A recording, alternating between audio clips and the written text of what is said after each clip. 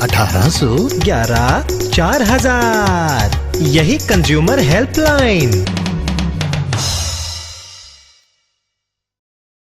जागो ग्राहक जागो।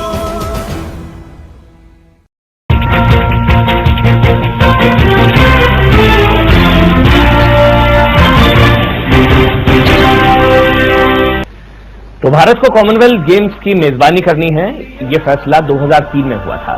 7 साल गुजर गए, बहुत ज्यादा आलोचना हुई कि क्या, मणिशंकर अय्यर ने भी बात रखी और दूसरे नेताओं ने बात रखी कि क्या भारत को राष्ट्रमंडल खेलों का आयोजन करना चाहिए था, क्या हम उस तरह से तैयार हैं। तमाम तरह के सवाल उठे, लेकिन उसके बावजूद शानदार आगाज और मेडल्स ने मरहम लगा दिया, कहेंगे जो लापरवाही की वजह से जो जख्म आए थे आप लोगों के दिलों में, उसमें मेडल्स ने मरहम लगाने का काम किया। अब हर दिल्लीवासी, देशवासी खुश है।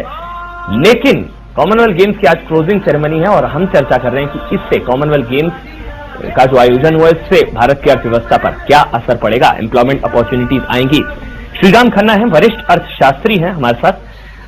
आप समझाइए, लगता है आपको बहुत आलोचना हुई, लेकिन आखिरकार आगाज अच्छा हुआ, आयोजन अच्छा हुआ, इसका दूसरा पहलू असर पड़ेगा कुछ अर्थव्यवस्था पर?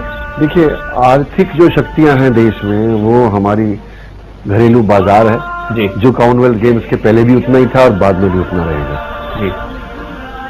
हमारे उद्योगों में जो उनके उत्पादनों की मांग है डोमेस्टिक मार्केट में, आपकी शेयर मार्केट है, जिसमें प्रॉफिटेबिलिटी को देखते हुए फॉरेन इंस्टीट्यूशनल इन्वेस्टर पिछले एक साल में 17-18 बिलियन डॉलर इन्वेस्ट कर चुके हैं। फॉरेन डायरेक्ट इन्वेस्टमेंट में पैसा लगाने वाले लोग जो लाइन लगा के खड़े हैं, ये सारे आर्थिक कारण हैं। ये इनको हम कॉमनवेल्थ गेम से जुड़ के नहीं देख सकते। अच्छा, ये कहानी चल रही है पिछले 5 साल से। 7-8% का ग्रोथ तो हम कर ही रहे हैं, तो ये उस कारण से है। अच्छा, अब कॉमनवेल्थ गेम्स एक मेला है, उसको आपने लगा दिया तो दुनिया की नजरें लग गई। प्रियदर्शी तो गाली पड़ी दबा के दुनिया भर के अखबारों में, अपने अपने अपने अखबारों में। क्यों? क्योंकि सबको लगा कि भाई ये धांधली हो रही है, भ्रष्टाचार दिखाई दे रहा है। 400 रुपए की चीज 4000 में खरीदी जा रही है। जिन ठेकेदारों ने ठेके लिए हैं वो पूरा पैसा लगा नहीं रहे हैं और डिले कर रहे हैं, और काम जो भी किया है उसमें कमियां निकाली जा रही हैं। फिर दिल्ली की सरकार ने, केंद्रीय सरकार ने इसकी भीड़ा उठा के उसको मामला सुलटा दिया। लेकिन आपको लगता है, आपने कहा क्रेडिबिलिटी शायद बढ़े, देखिए अंतर्राष्ट्रीय हिंदुस्तान दिखा है, हिंदुस्तान की क्रेडिबिलिटी उसके जनमानस, उसके बाजार, उसके उद्योग, उसके व्यापार से है जी। गेम से क्रेडिबिलिटी नहीं बनती, ये समझ लीजिए आप। और यदि कोई ये कहने चाहे कि हम गेम्स करके अपना देश को प्रगति की तरफ ले जाएंगे, तो दिल्ली में भी एशियन गेम्स हुई थी, राष्ट्रमंडल देशों के साथ एशिया गेम्स हुई थी 82 में। उसके बाद क्या देश में प्रगति आ गई? ये देखिए, ये है बट्टा खाता, जिसमें आप जिस तरह बारात आती है तो दुल्हन के घर वाले उसको घर को सजाते हैं, दावत करते हैं, अपना मकान सजाते हैं। वो हमने किया दिल्ली वालों ने, सरकारी पैसे। मोहल्ले में इज्जत बढ़ती है ना? नहीं, मोहल्ले में इज्जत बढ़ती है, इज्जत तो बढ़ेगी, परंतु उसका फायदा नहीं मिलेगा। उसका फायदा क्या मिला? जितने होटल बने हैं इन गेम्स के को देखते हुए, वो सब लोग नुकसान की हाहाकार मचाए हुए हैं। क्योंकि इतने जितने टूरिस्ट आने चाहिए थे, हमारे क्यों नहीं आए? इसलिए नहीं आए क्योंकि आपने बदइंतजामी की शुरू में, और दुनिया भर में फैल गया कि भैया यहाँ तो गड़बड़ हो रही है। तो वहां कौन आएगा? जिस शुरुआत में जो लापरवाही, जो बद इंतजामी की गई, क्या उसकी वजह से भी जो संभावित फायदा हो सकता था उस पर नुकसान पहुंचा? इसका जिक्र किया है श्रीराम खन्ना। इनसे और भी बातचीत करेंगे, कुछ और पहलुओं पर भी इनसे बातचीत करेंगे कि क्या एम्प्लॉयमेंट अपॉर्चुनिटीज बढ़ेंगी, क्योंकि जो स्टेडियम्स बन चुके हैं अब उनको अगर आगे रखा जाएगा तो क्या कुछ और एम्प्लॉयमेंट अपॉर्चुनिटीज, क्या बेरोजगारी की जो समस्या है उससे थोड़ी बहुत निजात मिलेगी? इत्तेफाक नहीं रखते हैं, क्यों नहीं रखते हैं, जानूंगा। छोटा सा ब्रेक। ये इंडिया ये तो खेल है, सारा मैंने मीना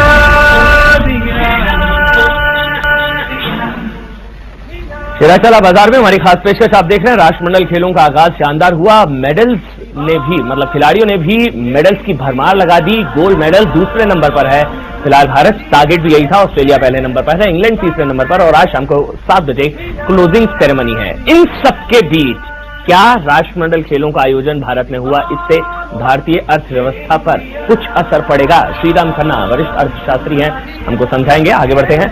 कॉमनवेल्थ खेल शुरू होने से पहले जो सेक्टर सबसे ज्यादा आस लगाए बैठा था वो था देश का पर्यटन उद्योग, होटल इंडस्ट्री। लेकिन गेम्स शुरू होने के बाद सारे समीकरण बिगड़ गए।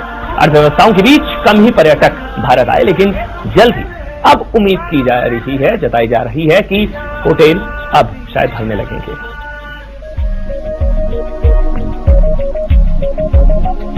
कॉमनवेल्थ खेलों में जहां भारतीय खिलाड़ियों ने धुआंधार प्रदर्शन किया और देश का मान बढ़ाया, वहीं विदेशी सैलानियों ने होटल इंडस्ट्री सेक्टर की झोली भर दी। इन खेलों के चलते होटल इंडस्ट्री में जबरदस्त बूम देखने को मिला।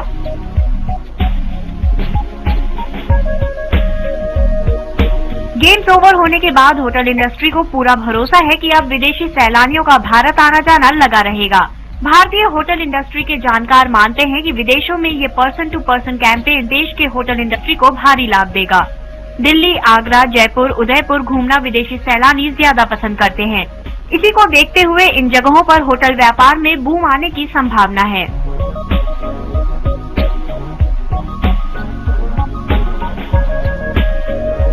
भारत में प्रतिवर्ष लगभग 51 लाख सैलानी आते हैं, जो चीन के मुकाबले बेहद कम है।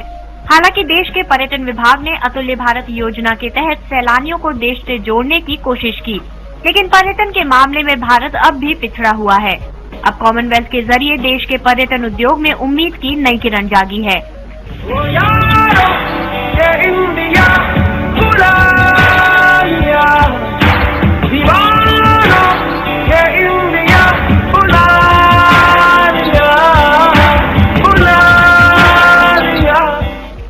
अगर भारत चीन से आगे निकलना चाहता है तो आगे भी पर्यटन पर ध्यान देना होगा। साथ ही सार्वजनिक स्थलों पर साफ सफाई का ध्यान रखना भी जरूरी होगा। आंकड़ों पर गौर करें तो आर्थिक और मुंबई ब्लास्ट की वजह से होटल इंडस्ट्री में 10 से 15% की गिरावट दर्ज की गई थी, लेकिन अब जल्द ही इस सेक्टर को भी फायदा मिलने वाला है। खेलों के चलते होटलों के किराए में भी काफी बढ़ोतरी की गई है। हालांकि उम्मीद के मुताबिक बुकिंग नहीं हो सकी, लेकिन आने वाले दिनों में होटल इंडस्ट्री के दिन फिर सकते हैं और टूरिज्म सेक्टर को मुनाफा होना तय है।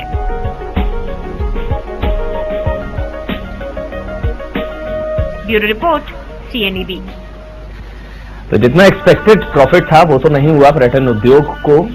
क्या अब आने वाले समय में फायदा पहुंचेगा? खन्ना साहब, देखिए, पर्यटन उद्योग जो है वो एक सीजनल इंडस्ट्री है। हिंदुस्तान में गर्मी में टूरिस्ट नहीं आते हैं, इतनी गर्मी होती है कि वो बर्दाश्त नहीं कर सकते, खासकर यूरोप और नॉर्थ अमेरिका के लोग। इसीलिए जो टूरिस्ट सीजन है वो सितंबर में शुरू होकर जनवरी, फरवरी, मार्च तक चलता है और यही पीक पीरियड होता है जब होटल फुल होते हैं। अच्छा। तो सीजनल कारणों से अब से लेकर और मार्च अप्रैल तक टूरिज्म बढ़ेगा। ये कॉमनवेल्थ गेम होते या ना होते तब भी बढ़ता नहीं, ये समझने की जरूरत है। परंतु ये बात है कि जो नए होटल खुले हैं और जिन्होंने गेम्स में टूरिस्ट आएंगे और जिस कारण से ऑक्यूपेंसी होगी, उस उम्मीद पर नए होटल खोले हैं, उनको तो जरूर नुकसान होगा। परंतु वो नुकसान अगले 3, 4, 5 साल में बढ़ेगा, क्योंकि बढ़ती हुई अर्थव्यवस्था में डोमेस्टिक टूरिज्म भी बढ़ता है। केरला के लोग दिल्ली आएंगे, दिल्ली के लोग मुंबई जाएंगे, इंटरनल टूरिज्म। और अब आज की तारीख में तो हिंदुस्तानी टूरिस्ट विदेशों में जा रहा है सैर करने के लिए। क्यों? क्योंकि दिल्ली और बैंकॉक का जो किराया है दिल्ली बेंगलोर से कम हो गया है।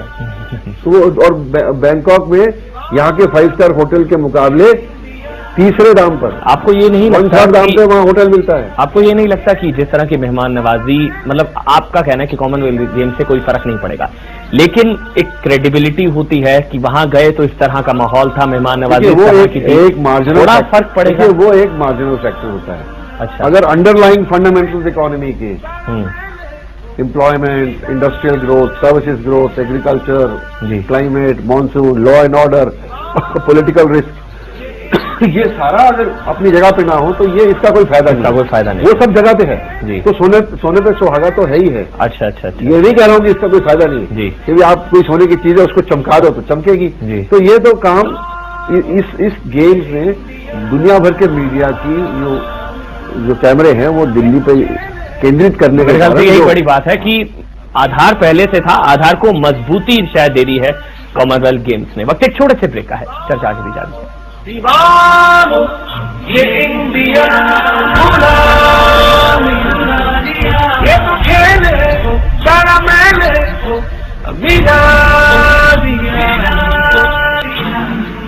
बात करेंगे एसएमई सेक्टर की। देश का लघु उद्योग हमेशा ही उपेक्षा का शिकार होता रहा है। इस उद्योग ने उम्मीद के मुताबिक तरक्की हासिल नहीं की, जो हासिल भी की वो अपने बलबूते पर, लेकिन कॉमनवेल्थ गेम्स ने लघु उद्योगों को अपने पंख फैलाने का पूरा मौका अब दे दिया है। कॉमनवेल्थ खेल शुरू होने से पहले ही इन खेलों की तैयारियां काफी विवादों में रही, लेकिन जब इन खेलों की ओपनिंग सेरेमनी की गई तभी सबके मन की शंकाएं दूर हो गई।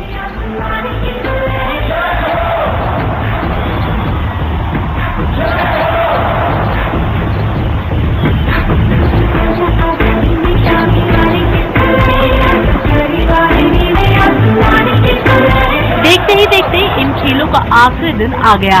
12 दिनों तक चले इन खेलों की क्लोजिंग भी काफी शानदार होने वाली है। सबको इंतजार है शाम 7 बजे का। इन खेलों से व्यवसाय जगत का एक तबका कहीं न कहीं जुड़ा हुआ है। रेलवे, होटल, कृषि, आईटी, हर सेक्टर के वारे न्यारे होने वाले हैं। इन सेक्टर के अलावा लघु उद्योग भी इन खेलों से जुड़े हुए हैं।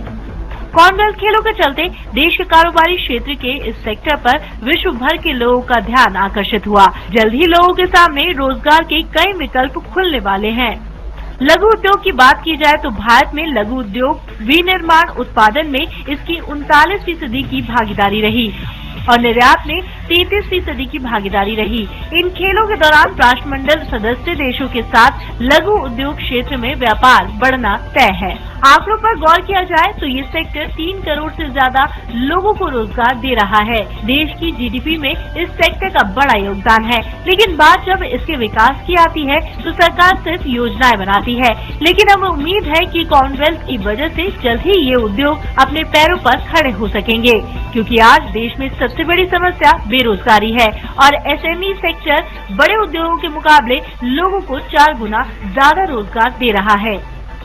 कॉमनवेल्थ खेल शुरू होने से पहले एसएमई कंपनियों के लिए कुछ अच्छे कयास नहीं लगाए गए थे, लेकिन अब इन खेलों ने इस सेक्टर में 4 चांद लगा दिए हैं। इन खेलों से पहले जिस तरह से माहौल खराब हुआ था, खेल शुरू होने के बाद वही माहौल रोजगार और कारोबार की दृष्टि से बेहतर हो गया है और अब कॉमनवेल्थ की सफलता का कोई भी मौका भारतीय लघु उद्योग सेक्टर नहीं छोड़ने वाला। Bureau report, CNB.